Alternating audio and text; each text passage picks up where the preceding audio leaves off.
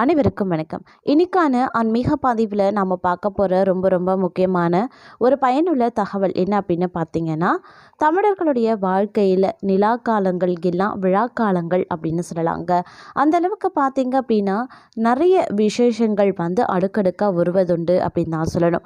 அதிலும் பௌர்ணமி தினத்தன்று வரக்கூடிய விசேஷ விழாக்கள் அப்படிங்கிறதுக்குன்னே தானே சிறப்பு இருக்கிறது அப்படின்னு சொல்லலாம். அதில் ஒன்று தாங்க பங்குனி உத்திரம். இந்த பங்குனி உத்திரம் அப்படிங்கிறது முருகப்பெருமானுக்கு மிக மிக உகந்ததாகவே கருதப்படுகிறது. மற்றொரு புறம் பார்த்தோம் அப்படின்னா சிவபெருமானுக்கும் இந்த பங்குனி உத்திரம் மிக உகந்த ஒரு நாளாக பார்க்கப்படுதுங்க. இந்த பங்குனி உத்திரத்தன்று சங்கடங்கள் தீர்க்கக்கூடிய சந்தனம் சமர்ப்பணம் அப்படிங்கிறது வெகு விமர்சையா சிவபெருமானுக்கு நடைபெறும். இந்த விசேஷ வழிபாடுகள் எப்படி செய்யறது, இந்த வழிபாடுகள் குறித்த பல சுவாரஸ்யமான பயனுள்ள தகவலோடு இந்த பங்குனி உத்திரத்தை பற்றி இதுவரைக்கும் நீங்கள் அருந்திடாத பல முக்கிய தகவல்களையும் தொடர்ந்து பார்க்க போகிறோம். ஸோ இந்த பதிவு உங்களுக்கு மிக பயனுள்ள விகிதத்தில் இருக்கும். வீடியோக்குள்ளே போகிறதுக்கு முன்னாடி இதுவரைக்கும் நீங்கள் நம்ம சேனலில் சப்ஸ்கிரைப் பண்ணல அப்படின்னா உடனே சப்ஸ்கிரைப் பண்ணிக்கோங்க. அப்படியே பக்கத்தில் இருக்கக்கூடிய நோட்டிஃபிகேஷனுக்கான பெல் பட்டனையும் ப்ரெஸ் பண்ணிக்கோங்க. சரி நேர்களே, வாங்க வீடியோக்குள்ளே போகலாம். நம்மளுடைய தமிழர்கள் வாழ்க்கையில் பார்த்தோம் அப்படின்னா நிலா காலங்கள் அனைத்துமே விழாக்காலங்கள் அப்படின்னு சொல்லலாம். அதாவது ஒரு ஆண்டில் 12 மாதங்களில் வரக்கூடிய பௌர்ணமி தினங்களில் வழிபாடு செய்வது விசேஷம் அப்படிங்கிறத கண்டறிந்த நம்மளுடைய முன்னோர்கள் அந்த நாளில் பெரும் விழாக்களையும் ஏற்படுத்தியிருக்காங்க. அதாவது சித்ரா பௌர்ணமி, வைகாசி விசாகம், ஆவணி அவிட்டம், ஐப்பசி அன்னாபிஷேகம், திருக்கார்த்திகை, மார்கழி திருவாதிரை, தைப்பூசம், மாசி மகம் ஆகிய விழாக்கள் அனைத்தும் பௌர்ணமியை ஒட்டியோ அல்லது பௌர்ணமி அன்றோ வரக்கூடிய விழாக்கள் அப்படின்னு சொல்லலாம். அந்த வரிசையில் பங்குனி மாதத்தில் நாம் கடைபிடிக்கக்கூடிய வைபவம் பங்குனி உத்திரம் அப்படின்னு சொல்வதுண்டு. பங்குனி உத்திரம் அனைத்து தெய்வங்களையும் வழிபட வேண்டிய புனிதமான நாளுங்க. மாதங்களில் 12வது மாதம் அப்படின்னா பங்குனி மாதம். நட்சத்திரங்களில் 12வது நட்சத்திரமாக கருதப்படுவது உத்திரம். அதனால தான் இந்த நாள் மிகவும் முக்கியமானதாக கருதப்படுது. இந்த நாளில் ஆலயங்களில் தெய்வ திருமணங்களும் நடைபெறுங்க. அதாவது ஸ்ரீராமன் சீதா திருக்கல்யாணம் நடைபெறுவதோடு சிவன் பார்வதி முருகர் தெய்வானை போன்ற விசேஷங்களும் திருமணங்களும் நடைபெறுவது அப்படிங்கிறதும் குறிப்பிடத்தக்க ஒரு விஷயம் அப்படின்னு சொல்லலாம். அது மட்டும் இல்லாமல் புராணங்களின்படி பங்குனி உத்திரம் முருகப்பெருமான் தெய்வானை திருமணம் நடந்த ஒரு நாள், வள்ளி அவதரித்த தினம், பார்வதி தேவியை பரமேஸ்வரன் கரம் பிடித்த நாளும் பங்குனி உத்திரமே. மதுரையில் மீனாட்சி தேவி சுந்தரேசர் திருக்கல்யாண வைபவம் பங்குனி உத்திர நாளன்று சிறப்புடன் நடைபெறுதுங்க. தேவேந்திரன் இந்திராணி திருமணம் நடைபெற்ற நாளும் இதுவே. ராமபிரான் சீதாதேவி, பரதன் மாண்டவி, லக்ஷ்மணன் ஊர்மிளை, சத்ருகன் கீர்த்தி ஆகியோருக்கு திருமணம் நடந்த தினமும் இதுதான்.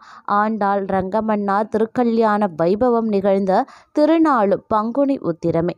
இப்படி சகல தெய்வங்களும் அனுக்கிரகம் செய்யும் திருக்கோலத்தில் அருள்பாலிக்கும் தினமான இந்த பங்குனி உத்திரத்தன்று திருமணம் செய்து கொள்வது விசேஷம் அப்படின்னு சொல்லுவாங்க.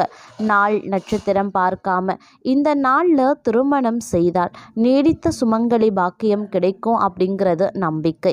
இவை மட்டும் பங்குனி உத்திரத்தின் சிறப்புகள் கிடையாதுங்க. பல முக்கிய நிகழ்வுகளும் நிகழ்ந்ததும் இந்த நாளில் தான் அப்படின்னும் சொல்லப்படுவதுண்டு. இந்த நாளில் விரதம் மேற்கொண்ட மகாலட்சுமி விஷ்ணுவின் திருமார்பில் வீற்றிருக்கும் பேறு பெற்றாள். நெற்றிக்கணல எரித்து சாம்பலாக்கிய மன்மதன சிவபெருமான் ரதி தேவியின் வேண்டுகோளுக்கு இறங்கி மீண்டும் உயிர்ப்பித்தது பங்குனி உத்திரத்தின் நாளன்றுதான். சுந்தரமூர்த்தி நாயனாருக்கு திருக்கல்யாண காட்சி கொடுத்தது.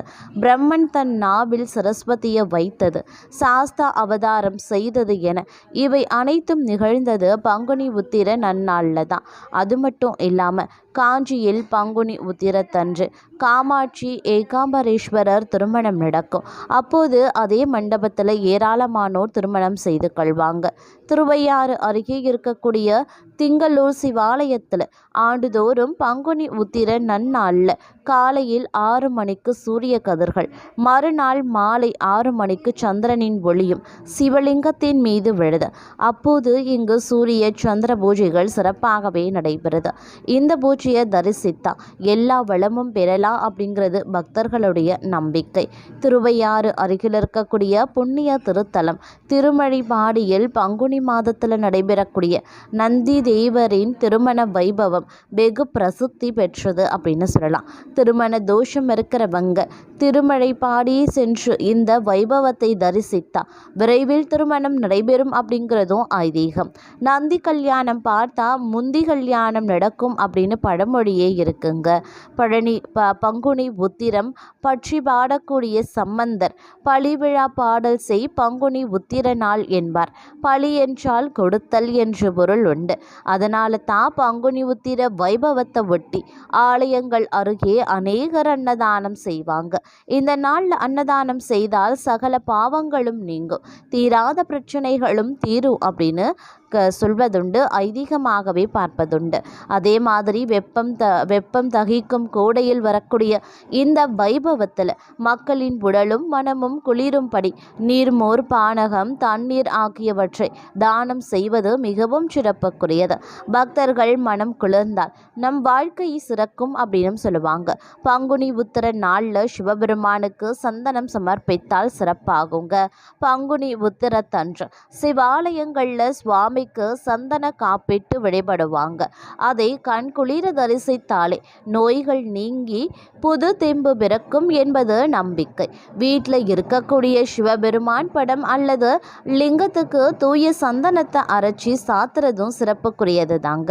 அதே போல ஆலயங்களுக்கு நல்ல சந்தனம் வாங்கி தானத்தை நாம கொடுக்கலாம்.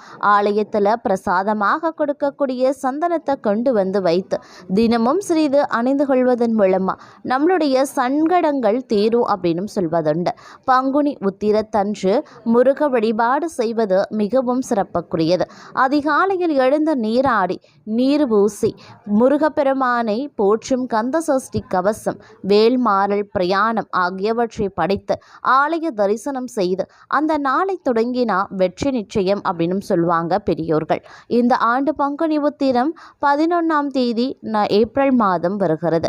அன்று கொண்டாடப்படக்கூடிய இந்த நாள் உத்திர நட்சத்திரம் மாலை 4:11 மணி வரைக்கும் இருக்குங்க. அதனால காலையில சுவாமி தரிசனம் செய்வது விசேஷம். அடுத்த நாள் பௌர்ணமி திதி இருக்கு. இந்த நாள்ல சிவாலயம் சென்று வழிபட்டு வர வேண்டியது அவசியம். ஆலய தரிசனம் எவ்வளவு செய்யறோமோ அந்த அளவுக்கு நாம கர்ம வினைகள் நீங்கி வாழ்க்கையில வளமாக ஒரு வளத்தை அனுபவிக்க முடியும் அப்படின்னு கூட சொல்லலாம். அதே மாதிரி பங்குனி உத்திரம் அப்படிங்கிறது முருகப்பெருமானுக்கு உகந்தது ஒன்று அப்படின்னு சொல்லலாங்க. தமிழ் கடவுள் அப்படின்னு அழைக்கப்படுபவர் முருகப்பெருமான். முருகனுக்கு உகந்த நாட்களில் தமிழ்நாடு மட்டும் இல்லாமல் உலக நாடுகள்லையும் முருகப்பெருமான் வழிபடக்கூடிய பக்தர்கள் ஏராளமானோர் இருக்காங்க. பங்குனி உத்திரம் அப்படிங்கிறது முருகப்பெருமானுக்குரிய சிறப்பு விரத தினமாக கொண்டாடப்படுது. இது பங்குனி மாதத்தில் வரக்கூடிய உத்திர நட்சத்திர தினமாகும். மாதந்தோறும் உத்திர நட்சத்திரம் வந்தாலும் பங்குனி மாதத்தில் வரக்கூடிய உத்திரத்திற்கு அதிக மகிமைகளும் இருக்கு. அந்த வகையில் தமிழ் மாதங்களில் 12வது மாதம் பங்குனி, நட்சத்திரங்களில் 12வது இடத்துல இருப்பதும் பங்குனி உத்திர நட்சத்திரம் அப்படின்னு சொல்லலாம். இவை இரண்டும் இணையக்கூடிய நாள் தாங்க பங்குனி உத்திரம். பங்குனி உத்திரம் அப்படின்னு அழைக்கப்படக்கூடிய இந்த தினத்தில் நம்பிக்கை, பக்தி மற்றும் கொண்டாட்டத்தை ஒன்றிணைக்கக்கூடிய ஆன்மீக ரீதியாக வளமான பண்டிகையாகவே விளங்குகிறது அப்படின்னு சொல்லலாம். பங்குனி உத்திரம் முருகனுக்கு மிகவும் சிறப்பு வாய்ந்தது. ஏன்னா அது இந்திரன் மகள் தெய்வானை, அதாவது வட இந்தியாவில் தேவசேனா மணந்த நாளை குறிக்குது. மேலும் இது மகிழ்ச்சி மற்றும் மங்களகரமான நாளாகவும் கொண்டாடப்படுது. சூரபத்மனை தோற்கடிச்சதுக்கு அப்புறமா தீமையை வென்றதற்காக முருகன் கொண்டாடப்பட்டார். மேலும் இந்திரன் தனது மகள் தெய்வானைய பங்குனி உத்திரத்தின் புனித நாளில் முருகனுக்கு மனம் புனித்து வைத்தார். முருகன் மற்றும் தெய்வானையின் திருமண விழா முருகனின் 6 படை வீடுகளில் புனித தலங்கள் ஒன்றான திருப்பரங்குன்றத்தில் நடந்திருக்கு. இந்த நாளில் பக்தர்கள் முருகன் கோவில்களில் பிரார்த்தனை செய்யவும் விழாக்களில் பங்கேற்கவும் அதிக அளவில் கூடுறாங்க. அந்த வகையில் முருக பக்தர்கள் காவடி எடுத்தும் பால்குடம் அழகு குத்தியும் தங்களுடைய நேர்த்திக்கடனை செலுத்துகிறாங்க. பங்குனி உத்திர நாளன்று தூய மனதுடன் விரதம் அனுஷ்டித்து முருகப்பெருமானுக்கு பால்குடம் எடுத்துக்கொண்டு வேண்டிக் கொண்டா நினைத்த காரியங்கள் கண்டிப்பாக நிறைவேறும் அப்படிங்கிறது ஐதீகம். அது மட்டும் இல்லாமல் திருமணம் தடைபடுறவங்க பங்குனி உத்திரத்திற்கு 48, 21 அல்லது 11 நாட்களுக்கு முன்னதாகவே காப்பு கட்டி விரதம் இருந்து முழு மனதுடன் பயபக்தியுடன் ஆறுமுகனை வழிபடும் போது பிரார்த்தனைகள் நிறைவேறும் அப்படிங்கிறதும் பக்தர்களின் நம்பிக்கையாகவே இருக்கிறது. முருகனின் 6 படை வீடு மட்டும் இல்லாமல் பல பிரசித்தி பெற்ற முருகன் கோவில்களில் பங்குனி உத்திர நாள் வெகு விமர்சையாக கொண்டாடப்பட்டும் வருதுங்க.